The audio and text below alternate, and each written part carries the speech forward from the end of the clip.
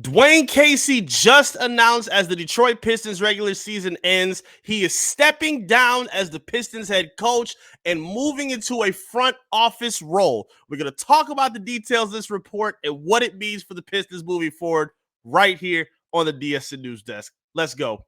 Never fall back. We will stay right where we at. What's good, Detroit Sports Nation? I am Eric Vincent, your host here at the DSN News Desk. Thank you for tuning in. We appreciate your time and support. And we got to follow up on this update right here. We just talked about this on the last update on the news desk.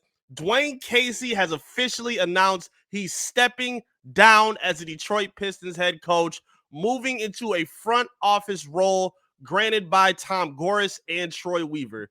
Now, we don't know the extent and the detail of how involved he's going to be in the front office, but I think this is a huge positive step forward for the Detroit Pistons. It was pretty clear at this point. I mean, 5 years into the Detroit Pistons head coach, it was clear that things just weren't moving in the direction that they were looking for. Casey had one season as the Detroit Pistons head coach, and that was his first year where they finished 41-41. Outside of that, next season was 20-46. Then 20-52, and then 23-59.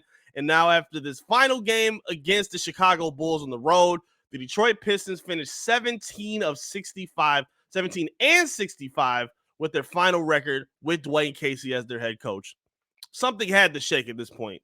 This was really the first domino that had to get the ball rolling to get winning back on track for the Detroit Pistons. They've done all the building necessary. They've put a lot of young talent around as a foundation to grow and hopefully put a winning product together in the Eastern Conference. The biggest question mark looking at it right now was the head coach. You can question some of the players. You can wonder about some of the rotation fits and, you know, their crowded front court and what they're going to do with the back court, and are they going to add another wing? Like, those are legitimate questions. The biggest question thus far, though, was the head coaching spot, because unfortunately, while I believe Dwane Casey does deserve some credit, he does deserve his flowers for helping some of the young talent develop, for being a player's coach. And if you look at the players, they all give him the credit he deserves. They all give him his love. They all give him his admiration. And I'm all for that. So I don't want to just rip and tear Dwane Casey apart. He has built up a very good rapport with this franchise. He wouldn't have this front office opportunity if he didn't. Even with these losing seasons, it could have been easy for the Pistons to say, all right, bro, get out of here. It's time for us to move on. But it's quite clear that they want him a part of the building of this franchise moving forward, even if it's not as a head coach. And it looks like he's just as excited. I mean, I looked at a tweet from James Edwards III from The Athletic. He was giving his quotes after the game against the Bulls, and he spoke on it. He said, Tom is giving me an opportunity to move into the front office. That's Tom Gores. I'm excited to go into this next phase of my life. Time to spend more time with my family. This team is on the right track. They probably need to hear a new voice. This is my decision. Those are some bold words right there. Because people are going to, run with this wild. It's like, oh, he was fired. He was let go. He was canned. This was his decision.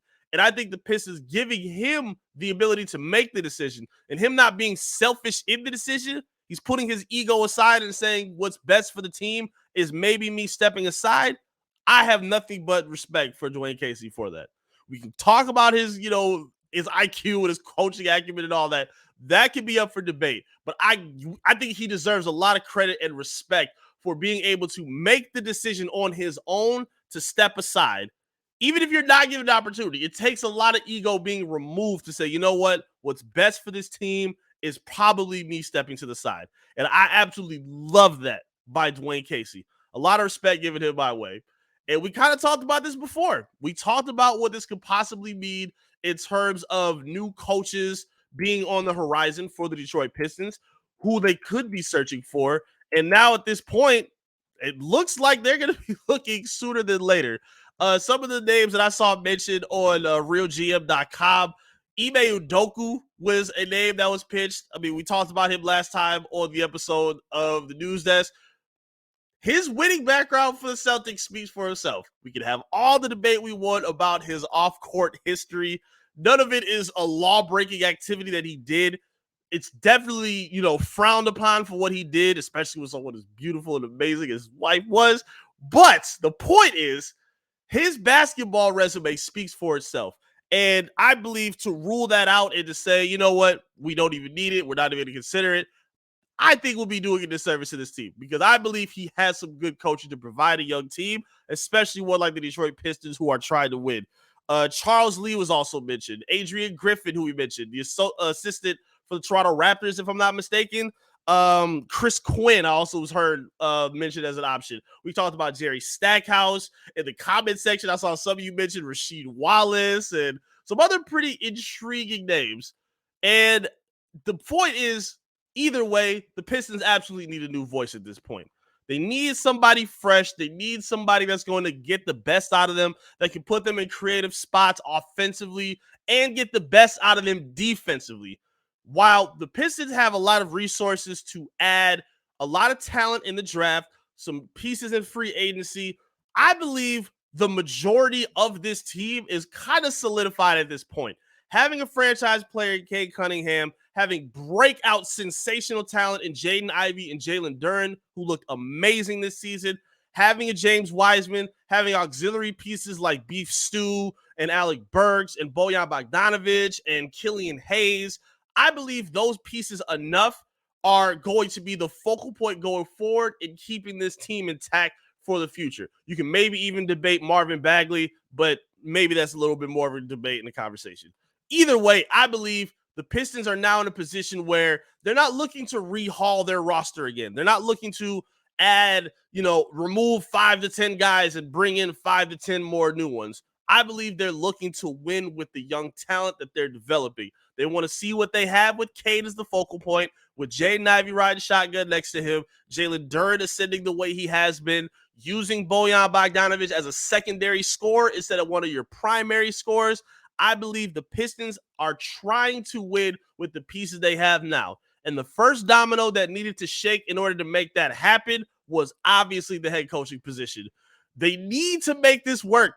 This is a huge offseason for the Detroit Pistons. They cannot afford to get this pick wrong. They have to find a suitable coach that is going to get the best out of this young core, because I believe they have enough talent to make a play-in spot next season in the Eastern Conference.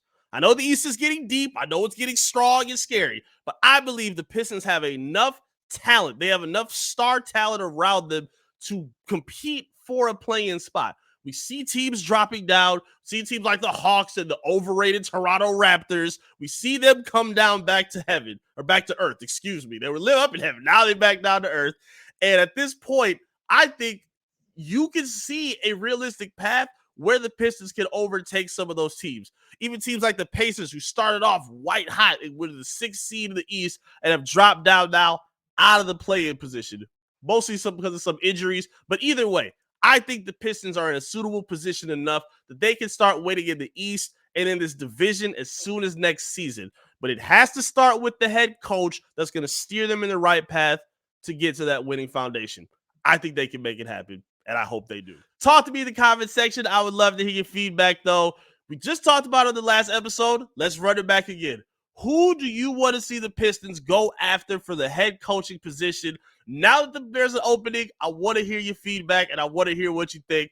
Who do you think the Pistons should go after to be their new head coach going into the future? I would love to hear what you think. Talk to me in the comments. Like the video as well, and subscribe to the channel if you're new to the channel. Try to make our way up to 7,000 subscribers on our YouTube page, and we can make that happen with your love and support. We would greatly appreciate it. Hit us up on our social media as well. Facebook, Twitter, Instagram, TikTok, all of the above. Search and follow Detroit Sports Nation and lock in with me as well at I Am Eric Vincent. Thank you all so much for your love and support. I greatly appreciate you being here. Go Pistons, even though it's been a tough season, but I can't wait to chop it up with you through this offseason with all the moves and all the activity in Troy Weaver season as it's on the way. And I'll see you again soon right here with another update right here from the DSN News Desk. Peace.